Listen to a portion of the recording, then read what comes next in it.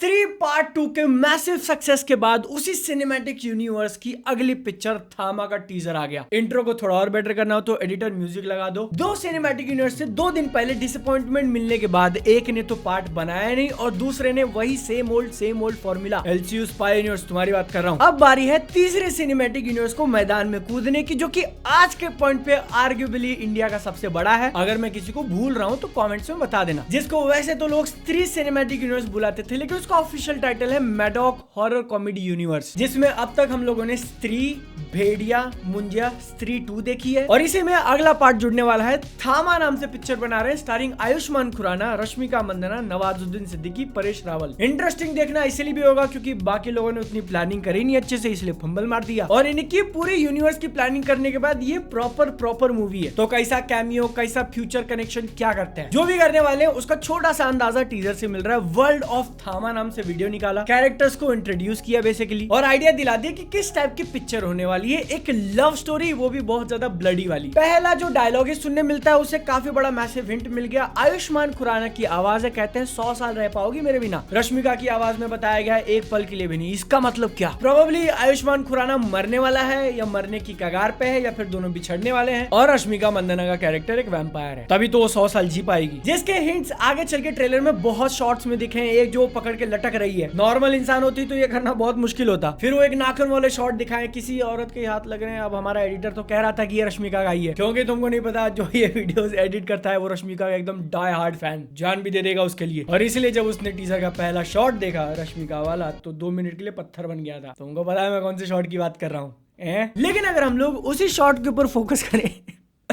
तो थोड़ा आजू बाजू भी देखो सालो, नोटिस करो कि दिन का टाइम है, किसी जंगल के अंदर हैं वो लोग। उसी जंगल में आयुष्मान खुराना को भी हम लोग देखते हैं और उन्होंने जो कपड़े पहने उसी के साथ भालू वाला एक फाइट सीक्वेंस है, जहां भालू बैग पकड़ के ऐसा वैसा हिला रहा है। लेकिन बादल, तूने तो कहा कि रश्मिका का कैरेक्टर वैम्पायर होने वाला है, तो वो दिन में कैसे घूम रही है? क्योंकि मेजोरिटी वैम्पायर जो लोर है उसमें वो लोग सनलाइट में नहीं जा सकते, इंस्टेंटली खत्म। डबल रोल, या इस पॉइंट तक उसको पावर्स मिली नहीं है। लेकिन 29 सेकंड पे एक शॉट दिखाया जहां पर रश्मिका ने ही ऐसा लग रहा है कि आयुष्मान को, क्योंकि वही सेम कपड़े पहने, कंधे पे लिया है एंड जंपिंग वेरी फास्ट उसी जंगल वाली सेटिंग में। लेकिन यहाँ पर रश्मिका के कपड़े लाल हैं, तो क्या हो रहा है? एक बहुत ही इंपॉर्टेंट लोकेशन रिवील कर दी जहाँ पर किसी का स्टैचू जैसा बना हुआ है और उसी स्टैचू के मुंह में से हम लोग एनर्जी का वेव निकलते हुए देखते हैं, जो कि लिटरली धरती चीर रहा है। हो सकता है वैम्पायर लोगों का एक गढ़ दिखा दे या फिर समथिंग डिफरेंट जो वैम्पायर से लड़े। अब जिस तरीके से उस कल्चर का डिजाइन है, दांतें बड़ी बड़ी, मुंह खुला हुआ राक्षस जैसा और आंखों में से ऐसा आग निकलते हुए भी देख रहे हैं, अच्छी चीज तो हो नहीं सकती। प्रोबेबली मूवी के मेन विलन जो कि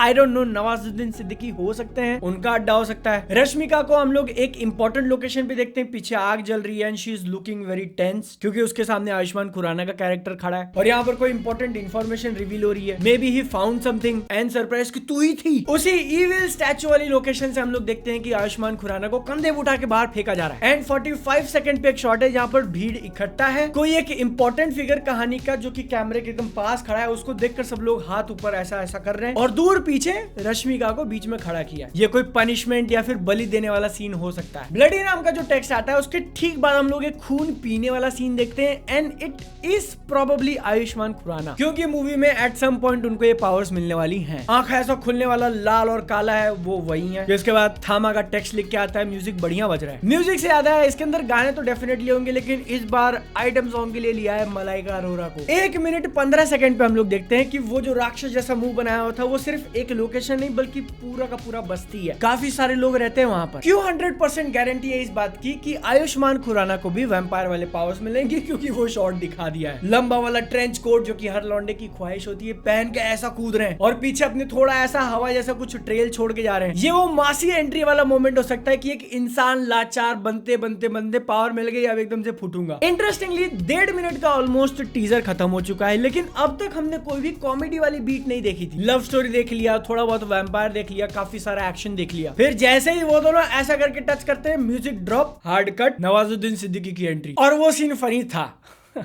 पिछले 75 सालों से कोई रोमांस नहीं देखा मैंने। सेट एवरी सिंगल लौंडा एवर। अब हाँ, नवाजुद्दीन सिद्दीकी का लुक तो बहुत ज्यादा डिफरेंट नहीं किया, बस यहाँ के दांत थोड़े बड़े कर दिए। और उन्हें के फाइनल सीन जो ऐसा कूद के जाते हैं, देखकर मेरे को एक चीज ध्यान में आई, क्योंकि ये वैम्पायर्स की मूवी है, वायर वर्क बहुत ज्यादा इंपॉर्टेंट। ओवर से तुम्हारे पास एक से ज्यादा वैम्पायर्स होने वाले हैं। कहानी के बारे में अपने को तो कुछ भी नहीं बताया, क्योंकि ऑब्वियसली अभी तक ट्रेलर भी नहीं आया, लेकिन एक अंदाजा लगाना हो तो या तो रश्मिका के डबल रोल है, या फिर वो पहले वैम्पायर नहीं थी फिर वैम्पायर बन जाती है। ये वैम्पायर का जो समूह है उनका क्या मकसद है वी डोंट नो, लेकिन इनके रूल्स के अगेंस्ट जाने के लिए उनको पनिशमेंट मिलेगी। और आयुष्मान खुराना जिसको न्यूली फाउंड पावर्स मिली हैं, यही वैम्पायर वाली, वो जाएंगे वहां पर लड़ाई करके छुड़ाने के लिए। अब इसमें लव स्टोरी वो लोग कितनी इंटेंस लेके जाते हैं ये भी देखना इंपॉर्टेंट होगा। लेकिन मुझे ऐसा लग रहा है कि यही वो चीज है जो शायद इस सिनेमैटिक यूनिवर्स को बाकी सबसे थोड़ा स्टैंड आउट कराए। क्योंकि अगर तुमने जैसे रोहित शेट्टी का कॉप यूनिवर्स देख लिया, या फिर वाईआरएफ का स्पाई यूनिवर्स, उनमें वही एक्टर्स वही कहानी वो लोग घुमा घुमा के चलाए जा रहे हैं। एंड एक चीज जो इस हॉरर कॉमेडी यूनिवर्स को डिफरेंट करेगी वो है हर पिक्चर के साथ एक डिफरेंट जॉनर देखना। तुमने अगर ध्यान नहीं दिया तो मार्वल का भी यही फॉर्मूला था। चलो एक अच्छी बात है कि ये दिवाली पे आ रही है, एग्जैक्ट रिलीज डेट अपने को नहीं पता है, मेरे बर्थडे पे रिलीज कर दो 18-19 अक्टूबर, मजा आ जाएगा। लेकिन कोई कंपटीशन नहीं है इस बार, दो पिक्चर नहीं भिड़ रही, थैंक गॉड, है